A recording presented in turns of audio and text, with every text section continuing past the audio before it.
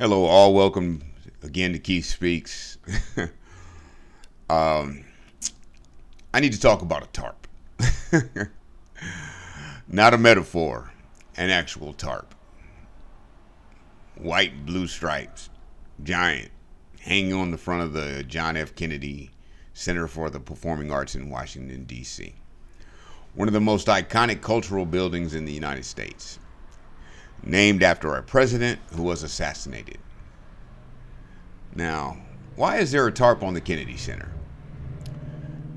Because somebody put Donald Trump's name on it, and a federal court said, take it down by Friday or else. And they did.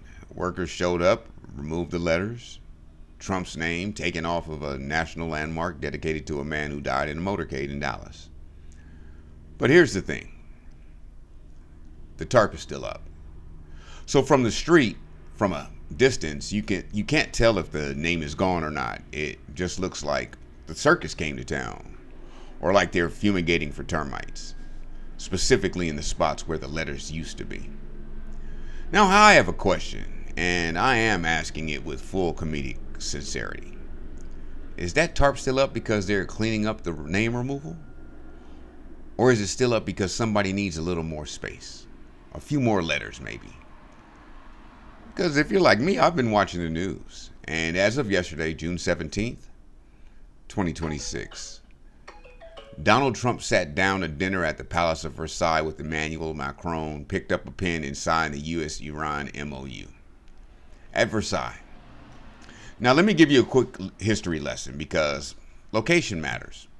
The Treaty of Versailles was signed in the Hall of Mirrors at the Palace of Versailles on June 28, 1919. It was the document that officially ended World War I by humiliating Germany. It stripped Germany of 13% of its territory, forced it to accept full responsibility for starting the war, and imposed reparations that historians now believe helped fuel the rise of Adolf Hitler in World War II. Versailles is the house where the winners make the losers sign the paper. That's what Versailles means in the language of history. Germany refused to sign. The Allies gave them 5 days to decide or have the war resume. Germany accepted what they called the diktat, the dictated peace. Humiliated, Germany seethed for revenge. So when I tell you that Trump chose that building, that room, that same palace where a defeated nation was forced to sign away its dignity, to ink a deal with Iran. And an Iran spokesperson turned around and told the press that Iran achieved everything it wanted out of this agreement. And Iran said its missile program is, and I quote, only for firing, not for negotiation. You have to ask yourself, who exactly signed in defeat in that Hall of Mirrors this time? So I asked the question nobody on cable news wants to ask. Is the tarp still up on the Kennedy Center because the name hasn't dried yet? Or are they leaving room for the Ayatollah?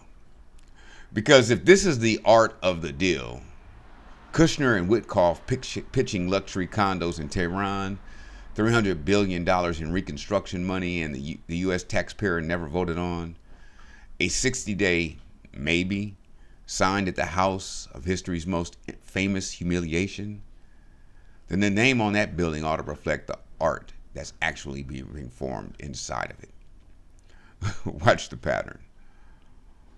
Follow the money. And have a good laugh with me. And somebody, please, find out what's under the tarp. This is Keith. And Keith Speaks. and just laughing now. Man, like, comment, laugh along with me. Subscribe.